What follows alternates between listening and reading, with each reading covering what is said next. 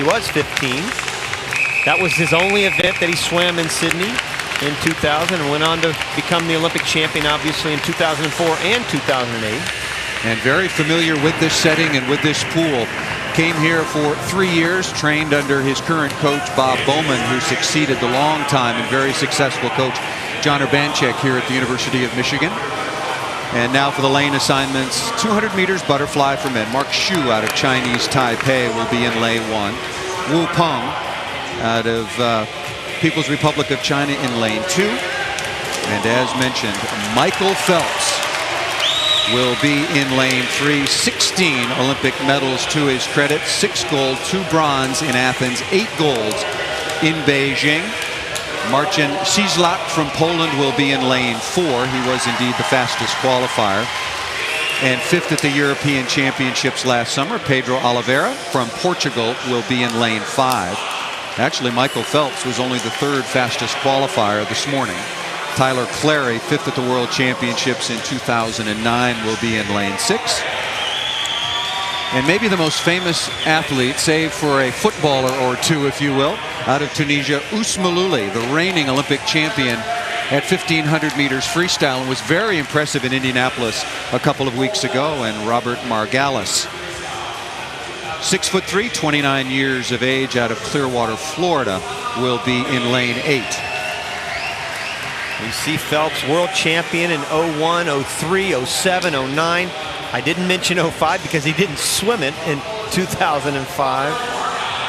Really hurt this morning in that race. Did not like the feel of when he got out of the water. I talked to him a little while ago and I said, you know, how did that one feel? And he said that one hurt for going 159. He got out of swimming in the 200 breaststroke, though, which was kind of nice. He was scheduled to swim 3 events. Talk about that a little bit later on when he swims the 100 back. But there's that familiar flap. Phelps starting in lane 3.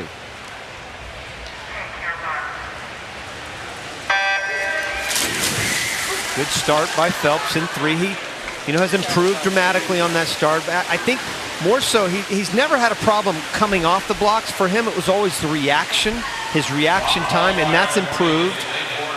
And it's improved the last couple of years. He's even gotten better since Beijing. What would he want to accomplish at a meet like this with 6 races on his program with eyes on Shanghai and the World Championships? He's always about the clock, Paul. Always about the clock. So I imagine having gone 155.3 already this year, anything close to that, I think he'd be happy. If he goes 55 plus, I know they're tired. I know they're training hard. He's really amped up his training over the last month or so. And he was shaved in Indianapolis, so I think if he goes 55 plus here, he's going to be very happy. He's got a tight little battle here this first half, which is good. It's good for Michael to have a little race going on, especially early on. It keeps him honest going out this first 100. And Wu Peng out of China in lane 2 has about a quarter of a body length lead, and Phelps just took a look to his right and saw him. Yeah, Wu Peng also a great national team swimmer for China. He's over here training right now in the United States for Club Wolverine. He usually fades over the last 50 yards, 50 meters rather, and Michael can see him perfectly. Actually, he's in very good position, Michael is. Watch him come off this wall. Let's see if he goes to that trademark underwater. No, he did, boy. He popped right up. Look at this, Wu Peng extending his lead. Peng out of China was 4th in this event in Beijing, and he's extending his lead over Phelps. Phelps really going to have. Also, Cieslak in the middle of the pool is also coming up on Phelps. Well, there's no doubt that Peng is hurting, but can Michael go by him? I don't think he can. In fact, a couple other guys are going to go by Michael. Wu Peng of China pulling off a huge upset. Michael Phelps will finish 3rd, and Marcin Cieslak out of Poland will finish in 2nd place. What a tremendous swim by Wu Peng of China.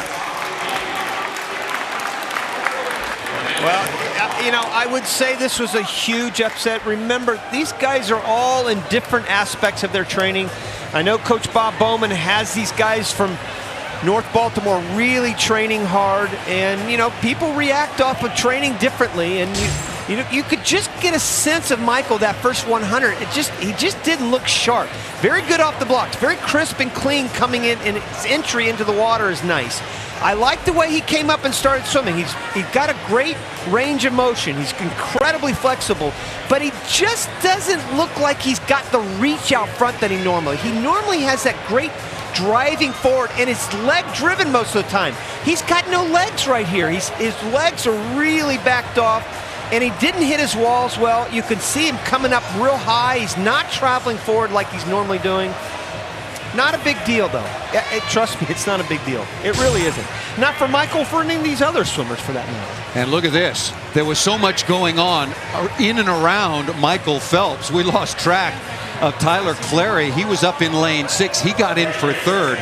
When was the last? It's a big deal to me, Rowdy. It is. When was the last time Michael Phelps not only didn't win his specialty, but to see him not even on the podium? Yeah, that's it's a strange sight. Finished in 4th place. There are your top 3. Peng, Marcin, Cieslak from Poland, and Tyler Clary of the United States in 3rd. Michael Phelps finishes in 4th place. Coming up next, the women's 50-meter